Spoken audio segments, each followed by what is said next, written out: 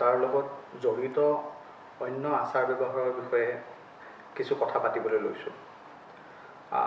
যদি কোৱা যায়গৈ যে আত্মহত্যানো কি বা আত্মহত্যাৰ লগত জড়িত আন আচাৰ ব্যৱহাৰ সকলবিলাকনো কি কি, তাত এই কথাটোকে ক'ব লাগিব যে আত্মহত্যাত মানুহে নিজে নিজৰ প্ৰাণ লয় আৰু আত্মহত্যাৰ লগত জড়িত ব্যৱহাৰবিলাকে এইবিলাকে বুজায় যে যিটো প্ৰক্ৰিয়াত কোনো মানুহজনৰ নিজৰ প্ৰাণ নাশ নহয় কিন্তু তেওঁ বাচি যায়, তেওঁ আত্মহত্যাৰ প্ৰচেষ্টা কৰিছিলে কিন্তু তেওঁৰ মৃত্যু নহ'ল। আত্মহত্যাৰ কাৰণে মানুহে বিভিন্ন ধৰণৰ প্ৰক্ৰিয়া ল'বগৈ পাৰে। আমাৰ দেশত বেছিভাগ মানুহে ফাঁচি লগায় বা কিবা কিবি বস্তু যেনে কীটনাশক দ্ৰব্য খায়, সেইবিলাকক লৈ পয়জনিং কৰে। আমাৰ দেশত গুলি বা ফায়াৰ আৰ্মছ লৈ মৃত্যু মুখত পৰাটো কিছু কম পশ্চিমীয়া দেশৰ তুলনাত। এই কথাটোৱে ক'ব পাৰি যে আত্মহত্যা এটা আমাৰ স্বাস্থ্যৰ কাৰণে একেবাৰে জৰুৰীকালীন ব্যৱস্থা এটা, আৰু ইয়াত আমি সকলোৱে একেলগে তৎপৰ হ'লেহে কোনোবা এজন মানুহক তেওঁৰ প্ৰাণ নাশ হোৱাৰ পৰা বচাবলৈ পাৰি। এই আত্মহত্যা সমস্যাটোনো কিমান প্ৰবল? বিশ্ব স্বাস্থ্য সংস্থা যিটো WHO, তেওঁলোকৰ মতে প্ৰত্যেক 40 ছেকেণ্ডতে কোনোবা এজনে আত্মহত্যাৰ জৰিয়তে তেওঁৰ প্ৰাণ নাশ কৰে। সেইফালৰ পৰা চাবলৈ গ'লে প্ৰায় 8 লাখ মানুহে প্ৰতি বছৰত ঢুকায় আৰু এই পৰিসংখ্যাৰ প্ৰায় 17% ভাৰতবৰ্ষৰ। সদ্যহতে 2019 চনৰ নেশ্যনেল ক্ৰাইম ৰেকৰ্ডছ ব্যুৰোৰ ৰিপৰ্টটো আগষ্ট 2020ত প্ৰকাশ পালে। তাৰ মতে ভাৰতত প্ৰতি লাখ জনতাৰ ভিতৰত প্ৰায় 10.4 জনে আত্মহত্যা কৰে। আৰু ভাৰতবৰ্ষৰ ৰাজ্যকেইখনৰ ভিতৰত মহাৰাষ্ট্ৰ, তামিলনাডু, পশ্চিমবংগত আটাইতকৈ বেছি আত্মহত্যা কৰা মানুহ দেখা গৈছেগৈ। এই পৰিসংখ্যাৰ ভিতৰত যোৱা 10 বছৰত তামিলনাডুৰ পৰিসংখ্যা আগতকৈ বহুখিনি ভাল হৈছে। আত্মহত্যাই কোনো বয়সকে নেৰে। ই চাবলৈ গ'লে আমাৰ কিশোৰ অৱস্থাৰ পৰা একেবাৰে বৃদ্ধাকাললৈকে সকলোকে প্ৰভাৱ পেলায়। কিন্তু এই সমস্যাটো কিশোৰ বা যুৱ প্ৰজন্মৰ কাৰণে এটা বেছ সমস্যাৰ কথা, আৰু ই গোটেই বিশ্বৰ যুৱ সম্প্ৰদায়ৰ ভিতৰত মৃত্যুৰ দ্বিতীয় কাৰণ। আমি সকলোৱে যদি আজিৰ পৃথিৱীত আমাৰ সকলোৰে প্ৰয়োজনবিলাক সলনি হৈছেগৈ, আমাৰ নিজৰ যিখিনি ব্যৱস্থাপনা আছে সেইখিনি সলনি হ'বলৈ ধৰিছে। তাৰ কাৰণে আমাৰ যিখিনি অগ্ৰজসকল আছে, বয়সস্থ মানুহখিনি আছে, তেওঁলোকৰ মানসিক স্বাস্থ্যৰ ক্ষেত্ৰতো বহুতখিনি প্ৰভাৱ পৰিছেগৈ, আৰু সেই ক্ষেত্ৰত আত্মহত্যাৰ প্ৰৱণতাও তেওঁলোকৰ ক্ষেত্ৰতো বাঢ়ি যাবলৈ ধৰাটো আমি দেখা পাবলৈ ধৰিছোঁগৈ। আকৌ আন এটা কথা কোৱা যায়গৈ যে প্ৰতি 20 জন মানুহে যদিহে আত্মহত্যাৰ প্ৰচেষ্টা চলায়, তাৰ ভিতৰত প্ৰায় এজনৰ প্ৰাণ নাশ হয়। 19 জনমান মানুহে আমাৰ সকলোৰে কিবা প্ৰচেষ্টাৰ ফলত তেওঁলোকৰ প্ৰাণ নাশ হোৱাৰ পৰা ৰক্ষা পায়। আৰু আন এটা কথা লগতে আছেগৈ যে এজন আত্মহত্যা কৰা মানুহৰ কাৰণে বিশ্বৰ প্ৰায় 135 জন মানুহৰ জীৱনত কিবা প্ৰভাৱ পৰে। তেওঁ হয়তো ঘৰৰ মানুহ হ'বগৈ পাৰে, বন্ধুবৰ্গৰ মানুহ হ'বগৈ পাৰে, তেওঁক পঢ়োৱা শিক্ষক হ'বগৈ পাৰে, তেওঁৰ লগত অন্য কিবা কামত জড়িত মানুহ হ'বগৈ পাৰে। গতিকে সেইটো এটা বেলেগ ধৰণৰ পৰিসংখ্যা। গতিকে আত্মহত্যাই আমাৰ বিশ্বৰ প্ৰতিজন মানুহকে প্ৰভাৱ পেলায়, আৰু এই ক্ষেত্ৰত আমাক সজাগতাৰ প্ৰয়োজন আছে। আৰু যিমান পাৰি সকলোৱে একেলগে কাম কৰিলেহে আমি সমস্যাটোত একেলগে মুখিমূৰ কৰিবৰ কাৰণে কিবা এটা কৰিব পৰা যায়। মানুহে কিয় আত্মহত্যাৰ প্ৰচেষ্টা চলায়? এই ক্ষেত্ৰত পোৱা গৈছেগৈ, যিটো আমাৰ NCRBৰ তথ্য মতে 2019 চনৰ তথ্য মতেই আমাৰ দেশত পাৰিবাৰিক সমস্যা, বিয়া বা অন্য যৌতিক সমস্যা, এইবিলাকক লৈ সেইটো এটা ডাঙৰ কাৰণ। বিভিন্ন ধৰণৰ বেমাৰ, যিটো শাৰীৰিক বেমাৰ হ'বগৈ পাৰে বা মানসিক বেমাৰ হ'বগৈ পাৰে, তাৰ কাৰণে বহুত মানুহে আত্মহত্যা কৰে। বহুত মানুহে নিজৰ সামাজিক আৰু অৰ্থনৈতিক দিশত কিছু হোৱা সমস্যাৰ কাৰণে আত্মহত্যা কৰেগৈ। লগতে আন এটা সমস্যা একেবাৰে ওতঃপ্ৰোতভাৱে জড়িত সমস্যা হ'লগৈ যে মাদক দ্ৰব্যৰ সমস্যাটো। সেইটো এটা আত্মহত্যাৰ লগত একেবাৰে ওতঃপ্ৰোতভাৱে থকা সমস্যা। পৰীক্ষাৰ সময়ত বহুতৰ ক্ষেত্ৰত বা পৰীক্ষাৰ যেতিয়া ফলাফল দিয়ে তেতিয়া বহুত মানুহে আত্মহত্যা কৰা দেখা পোৱা যায়। সেইটোও এটা আমাৰ দেশৰ কাৰণে এটা গুৰুত্বপূৰ্ণ কাৰণ। এতিয়া এই ক্ষেত্ৰত আমি এই কথাটো ক'বগৈ পাৰোঁ যে এই সকলো মানুহৰ কাৰণে যিখিনি আমাৰ জীৱনত অহা ঘাত প্ৰতিঘাতৰ লগত যুঁজাৰ ক্ষমতা সেইটো প্ৰত্যেকজনৰে বেলেগ বেলেগ। গতিকে পৰীক্ষা আহিলেই যে সকলোবিলাকেই আত্মহত্যাৰ কাৰণে নিজকে মানে আত্মহত্যাৰ প্ৰৱণতা আহি পৰিবগৈ ঠিক তেনেকুৱা ধৰণৰ নহয়। সকলোৰে কিছুমান নিজক ৰক্ষা কৰাৰ ব্যৱস্থা আছে আৰু কিছুমানৰ নিজৰ সেই প্ৰতিঘাতৰ লগত যুঁজাৰ কিছুমান সমস্যাৰ কথা আহি পৰেগৈ। গতিকে প্ৰত্যেকজনকে আমি এটা ব্যক্তি বিশেষ বুলি ধৰি লৈহে এই ক্ষেত্ৰত আগবাঢ়িবগৈ লাগে। যদি চোৱা যায়গৈ যে আত্মহত্যাৰ এই প্ৰৱণতা কি কি কাৰণতনো মানুহৰ মনলৈ আহিবলৈ পাৰে বা কোনবিলাক মানুহ আত্মহত্যাৰ কাৰণে বেছি প্ৰবল ইচ্ছা থকা মানুহ, এই ক্ষেত্ৰত এটা কথা আছে যে বিশ্বৰ পৰিসংখ্যা মতে চাৰিওফালৰ পৰা পোৱা গৈছেগৈ যে যিবিলাক মানুহৰ আগৰ পৰাই মানসিক ৰোগ আছে, যেনেকৈ হতাশগ্ৰস্ততা, স্কিজোফ্ৰেনিয়া নামৰ এটা গুৰুতৰ মানসিক ৰোগ আছে, যাৰ দ্ৰব্যাসক্তি এডিকশ্যন বুলি যাক কওঁ সেয়া, যাৰ উৎকণ্ঠাজনিত সমস্যা আছে, সূচীবায়ু যাক OCD বুলি কয়, বা যাৰ ব্যক্তিত্বৰ কিছুমান সমস্যা আছে, বা লগতে অন্য কিছুমান দীৰ্ঘদিনীয়া শাৰীৰিক সমস্যা, যিটো হয়তো আমাৰ সকলোৰে পৰিচিত কেঞ্চাৰ হ'বগৈ পাৰে বা বহুদিনীয়া পুৰণিকলীয়া বিষ থকা সমস্যা হ'বগৈ পাৰে। সেই সকল ৰোগী আত্মহত্যাৰ প্ৰৱণতা অলপ বেছি থকা দেখা যায়গৈ। আন এটা কথা লগত ইয়াৰ লগত থকা জড়িত ঘটনা হ'লগৈ যে কোনোবা মানুহে যদিহে আগতে আত্মহত্যাৰ প্ৰচেষ্টা কৰিছে, তেওঁৰ পৰিয়ালৰ কোনোবা মানুহে যদি আত্মহত্যাৰ প্ৰচেষ্টা কৰিছে, তেওঁ মানুহ আৰু যিবিলাক মানুহৰ শিশু অৱস্থাত কিছুমান বেয়া অভিজ্ঞতা আছে, যিটো বেয়া কোনোবাৰ যৌন অভিজ্ঞতাও হ'বগৈ পাৰে, চাইল্ড ছেক্সুৱেল এবিউজ বুলি কয়, বা কোনোবা মানুহৰ চিকিৎসা নকৰা সমস্যা আছেগৈ, শাৰীৰিক সমস্যা বা মানসিক সমস্যা আছেগৈ, তেওঁলোক মানুহো অলপমান আত্মহত্যা কৰিবৰ কাৰণে বেছি প্ৰৱণতা থকা মানুহ হৈ পৰেগৈ। এতিয়া এই আত্মহত্যা প্ৰতিৰোধ কৰাত আমাৰ বা আপোনাৰ কি কি ভূমিকা হ'বগৈ পাৰে? এই ক্ষেত্ৰত এটা কথা ক'বগৈ পাৰি যে সমাজৰ প্ৰতিজন মানুহে তেওঁৰ ব্যক্তিগতভাৱে আৰু আন এটা গোটৰ সদস্য হিচাপে নিজৰ অৰিহণা যোগাবগৈ পাৰে।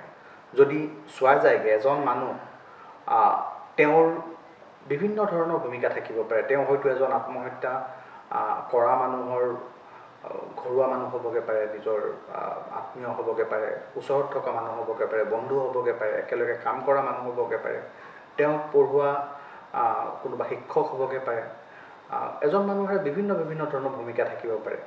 তেওঁ যদিহে আত্মহত্যাৰ সেই আগৰ যিখিনি লক্ষণ থাকিবগৈ পাৰে, যাৰ যদি আগতে আমি গম পাওঁগৈ, তেনেহ'লে তেওঁক উচিত সময়ত সহায়ৰ হাত আগবঢ়াই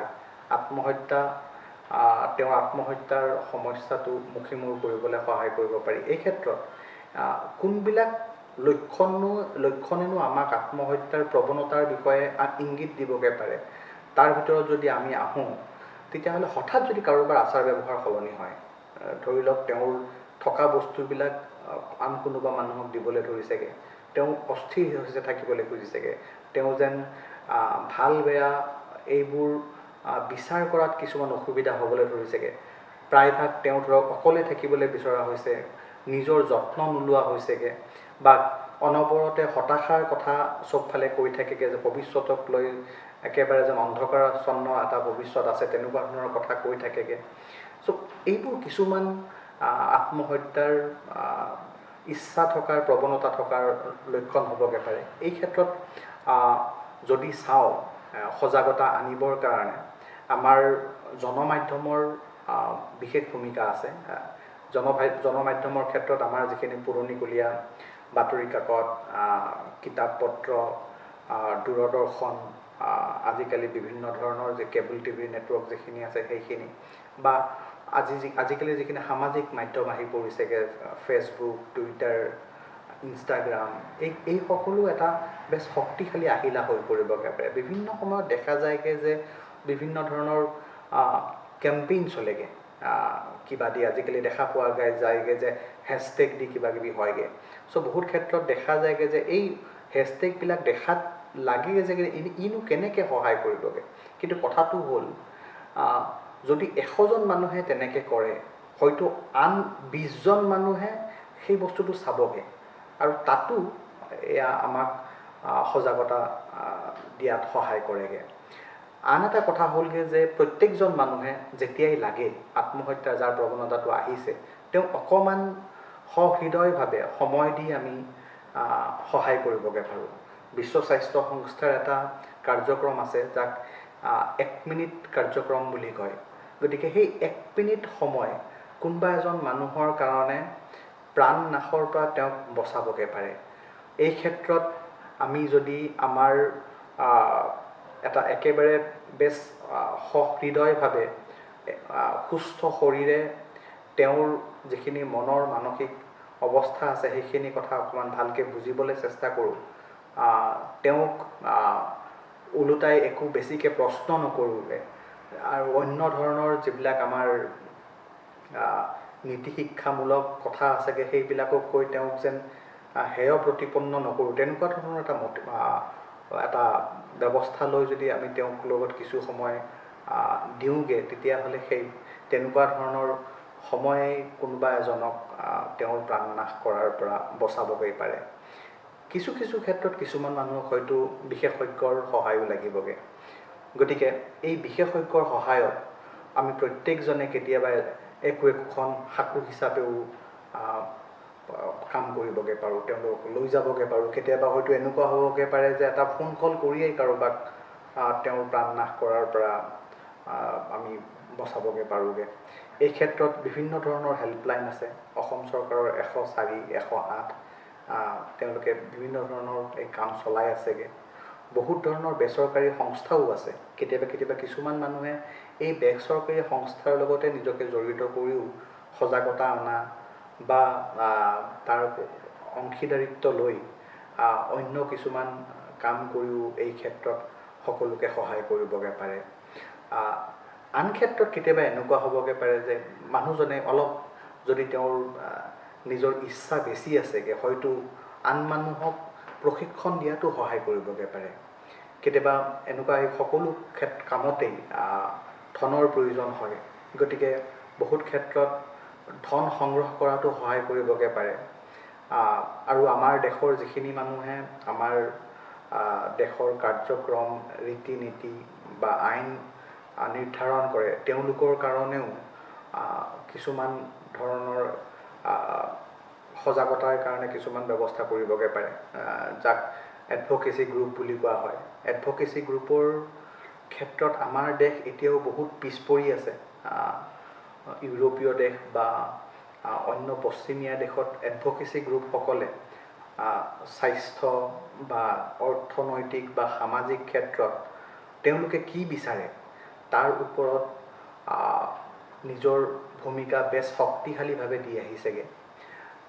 মুঠৰ ওপৰত এটা ভাল পাৰিপাৰ্শ্বিক ব্যৱস্থা এটা আনিবৰ কাৰণে সকলো ব্যৱস্থাতে, সেইটো হয়তো স্কুলখনত হ'বগৈ পাৰে বা তেওঁ কাম কৰা ঠাইখনত হ'বগৈ পাৰে, আমি সকলোৱে একেলগে কাম কৰা উচিত। ইয়াতে প্ৰত্যেকজনৰে কাম কেতিয়াও অথলে নাযায়, আৰু এই ক্ষেত্ৰত সদায় যদি আমি এই ক্ষেত্ৰত আমাৰ যিটো একেলগে হোৱা কাম, ইয়াতে 1+1=2 হোৱাতকৈ তাতকৈ বেছি হোৱা ফলাফলহে পাওঁ। গতিকে এই ক্ষেত্ৰত আত্মহত্যাৰ ক্ষেত্ৰত কিছু আমি জানিবলগীয়া ঘটনা। আত্মহত্যাৰ ক্ষেত্ৰত আমাৰ সমাজত আকৌ বহুত ধৰণৰ অন্ধবিশ্বাসো চলি আছেগৈ, বা বহুত ক্ষেত্ৰত যাক আমি ভ্ৰান্ত ধাৰণা বুলি কওঁ, তেনেকুৱা ধৰণৰ কথা চলি আছে। তেনেকুৱা ধৰণৰ কিছুমান ভ্ৰান্ত ধাৰণা আমি ক'বলৈ খুজিছোঁ, আৰু তাৰ লগত আচল কথাটোনো কি, আচল তথ্যটোনো কি, সেইটোও ক'বলৈ খুজিছোঁ। এটা ভ্ৰান্ত ধাৰণা হ'লগৈ যে যিবিলাক মানুহে আত্মহত্যাৰ কথা কয় তেওঁলোকে নমৰে, তেওঁলোকে এনেহে ক'বৰ কাৰণেহে কৰে, যিটো আমাৰ মানুহে বহুত ক্ষেত্ৰত কয় যে অন্য মানুহৰ মানে ক'ব লাগে কাৰণে কয়, যাতে তেওঁলোকক কিছু গুৰুত্ব দিয়ে। আচল কথাটো এনেকুৱা নহয়। আচলতে কথাটো হ'ল যে যি মানুহে আত্মহত্যাৰ প্ৰৱণতাটো বা আত্মহত্যাৰ কথা প্ৰকাশ কৰেগৈ তেওঁলোকৰ বেছিভাগেই সঁচাকৈ আত্মহত্যা কৰি পেলায়গৈ। আৰু পৰিসংখ্যা মতে কয় যে 70% মানুহেই আগতেই এটা নিজৰ আগৰ এসপ্তাহৰ ভিতৰতে নিজৰ আত্মহত্যাৰ মনোভাৱৰ কথা কোনোবা মানুহক কৈছেগৈ। গতিকে প্ৰত্যেকটো আত্মহত্যাৰ প্ৰৱণতাৰ বিষয়ে ভাৱ জনোৱা মানুহক আমি কিছু গুৰুত্ব দিয়া উচিত, তেওঁলোকৰ প্ৰতি সহৃদয় হোৱা উচিত। আন এটা ভ্ৰান্ত ধাৰণা হ'ল যে বেছিভাগ আত্মহত্যাই আগতীয়া জাননী নিদিয়াকৈ আহে। আচল কথাটো তেনে নহয়। প্ৰায় 80% আত্মহত্যাই আগতে কিবা এটা আগজাননী দিয়ে, যিটো হয়তো তেওঁ কথাৰেও ক'বগৈ পাৰে বা তেওঁৰ আচাৰগত ব্যৱহাৰৰ জৰিয়তেও জনাবগৈ পাৰে। কিছুমান আত্মহত্যা হয়তো হ'বগৈ পাৰে একেবাৰে আগজাননী নথকাকৈ। কিন্তু কথাটো হ'ল যে যদিহে আমি এই আগজাননীবিলাক আগতে জানো, আৰু তেনেহ'লে বহুত মানুহৰ আমি প্ৰাণ ৰক্ষা কৰিবগৈ পাৰিম। আন এটা ভ্ৰান্ত ধাৰণা হ'লগৈ যে যাৰ আত্মহত্যাৰ ভাৱ আছে তেওঁ মৰিবই, তেওঁক বচাই ৰাখিবগৈ নোৱাৰি। আচল কথাটো তেনেকুৱা নহয়। আচলতে যাৰ মনত আত্মহত্যাৰ ভাৱ আছে তেওঁৰ যে অস্থিৰ ভাৱটো হয়, এই অস্থিৰ ভাৱটো আচলতে এটা দুধুৰ মধুৰ অৱস্থা, যে তেওঁ জীয়াই থাকিব নে তেওঁ মৰিব। আমি বহুত মানুহ দেখিছোঁ যাৰ মনত তেনেকুৱা ধৰণৰ ভাৱ আহে। সেই অস্থিৰতাটো অন্য অস্থিৰতাতকৈ সম্পূৰ্ণ ধৰণে বেলেগ ধৰণৰ হয়। কিছুমান মানুহে হয়তো এনেকৈ ধৰণৰ কাম কৰিবগৈ পাৰে যে তেওঁৰ স্বাস্থ্যৰ প্ৰতি একেবাৰে যত্ন নলয়। কিছুমান মানুহৰ এনেকুৱাও হ'বগৈ পাৰেগৈ যে তেওঁ নিজৰ যিখিনি কৰণীয় কাম আছে সেইখিনিত একেবাৰে ইচ্ছা নকৰা হৈছেগৈ।